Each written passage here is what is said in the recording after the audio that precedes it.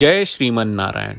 ए पर जे टिप्पणी हम करे जा रहल बा रामा अनुजदास श्रीमान गट्टू वेणुगोपाल स्वामी जी के द्वारा दिहल गयल बा। अध्याय 11 विश्वरूप सदर्शन योग श्लोक 40। नमः पुरस्तात् अध पृष्ठतस्ते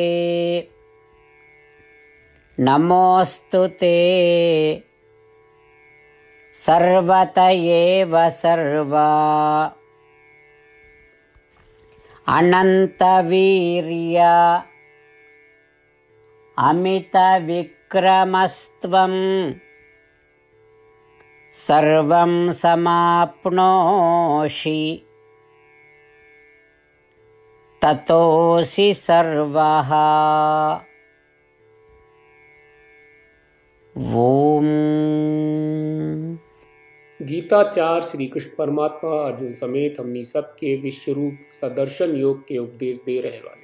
ओ क्रम में विश्वरूप के देखला के बाद अर्जुन श्री कृष्ण परमात्मा से प्रार्थना कर रहे बड़े। हे श्री कृष्ण परमात्मा, आप अनंत क्षमता आ असीमित वीरता के एगो शख्सियत हई। ऐसे ही हे श्री कृष्ण परमात्मा, हम आपन सिर झुका के सामने पीछे और चारों ओर से रौरा के नमन करत बानी। हे श्री कृष्ण परमात्मा, आप सर्वव्यापी, पराक्रमी और शक्तिशाली बाड़ू।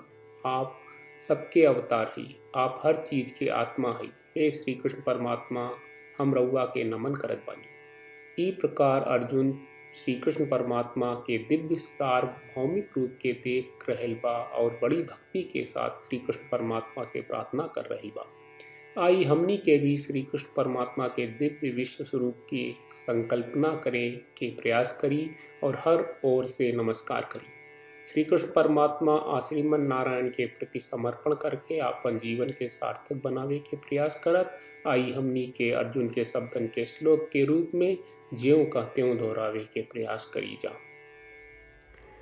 नमः पुरस्तात् अध पृष्ठतस्ते नमोऽस्तु ते सर्वत एव सर्व अनन्तवीर्यामितविक्रमस्त्वं सर्वं समाप्नोषि ततोऽसि सर्वः। श्रीमद् भगवत गीता का पूरा सार श्री कृष्ण परमात्मा ने अध्याय 18वें के श्लोक 65 से 70 में 8 काम करे खातिर दिले बाड़े। श्री कृष्ण कहले, हम ओ लोगन से प्रेम करनी जो लोग इन 8 बातन के मान तारे। हम ओ भक्तन के हर तरह से रक्षा करब। श्री कृष्ण परमात्मा के द्वारा बोलल गईल संपूर्ण भगवत गीता सुनला के बाद अर्जुन कहले, करिष्ये वचनम त्वा, जेके मतलब बा कृष्ण मैं उही करब जौन आप कही। यही कारण बा श्री कृष्ण अर्जुन के हर तरह के सफलता आ विजय प्रदान करेले। आई परमात्मा के आपन व्रत देई कि हमनी के ये 8 गौ कर्म के पालन करी जा। ई वचन परमात्मा के देवे से बड़न कौनो पूजा तपस्या यज्ञ नहीं। हम 8 प्रण कहब जौन हमनी के करे के चाहिए। आप सब कृपया इन्हन के आपन दिमाग और दिल में सोची।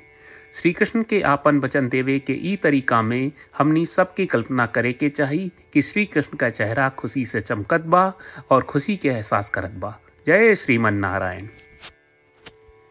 यहाँ हमनी के 8 वादा बा। हमनी के पहला वादा, हे श्रीमन नारायण, आपका निर्देश के मुताबिक हम हमेशा तोहार ध्यान करब और तोहार बारे में सोचब। हमनी के दूसर वादा, हे श्रीमन नारायण, आपका सलाह का अनुसार हम हमेशा आपका भक्त रहब। हमनी के तीसर वादा, हे श्रीमन नारायण, हम आपन सब काम तोहरा सेवा के रूप में और तोहरा संतुष्टि खातिर करब। हमनी के चौथा वादा, हे श्रीमन नारायण, जैस की आप माने के कहले रहलू, हमरा बहुत विश्वास बा कि हम आपके होई और हम हमेशा आपन दोनों हाथ जोड़ के आपके नमस्कार करब और आपकी पूजा करब। हमनी के पांचवा वादा, हे श्रीमन नारायण, हमरा के तोरा बात माम एकम शरणम ब्रज 1866 याद कहले, जहाँ आप हमरा के आपन का अर्पित करे का कहा। श्रीमन नारायण, मैं हमेशा तोहरे शरण में रहब।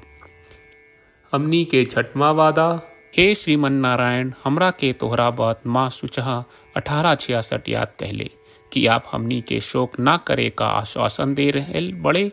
हम अब और शोक ना करब।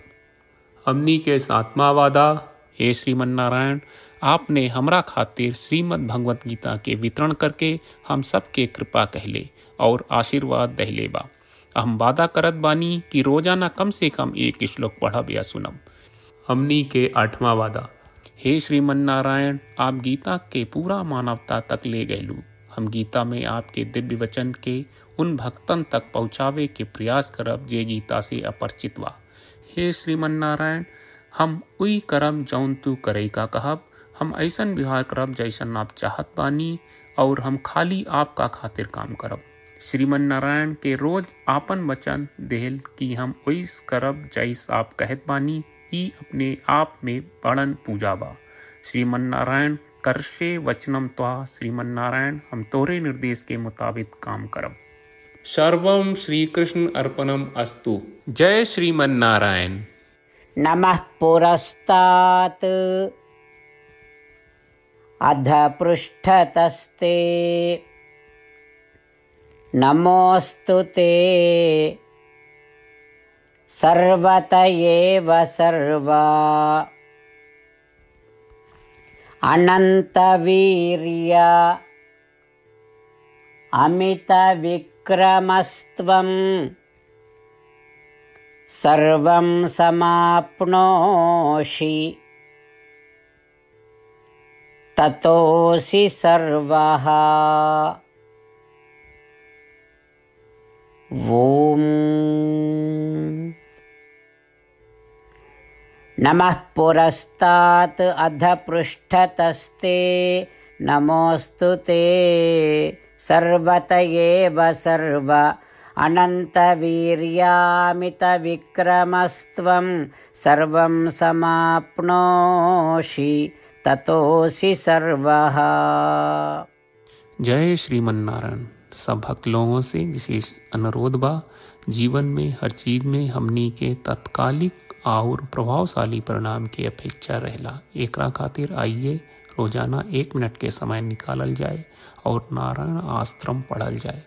नारायण आश्रम प्राप्त करे खातिर नारायण आश्रम वेबसाइट पर जाई, जो www.narayanashram.org है, और पंजीकरण में आपन नाम और ईमेल दर्ज करी। आपके द्वारा प्रदान कईल गई ईमेल पर आपका एक नारायण आश्रम PDF प्राप्त हुई। PDF में एक रामायण श्लोक, एक गीता श्लोक और एक विष्णु नामम बा। ये तीनों के मिल के नारायण आश्रम कहल जाला। हर व्यक्ति के ये श्लोक के अलग अलग संयोजन मिलेला।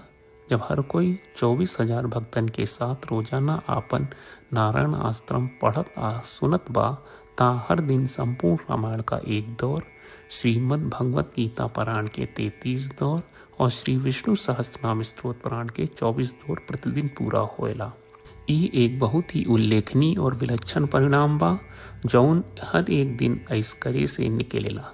ई कारण बा कि आप और आपके परिवार के सदस्य तुरते जाके आपन नारायण आश्रम प्राप्त करी। जय श्रीमन नारायण।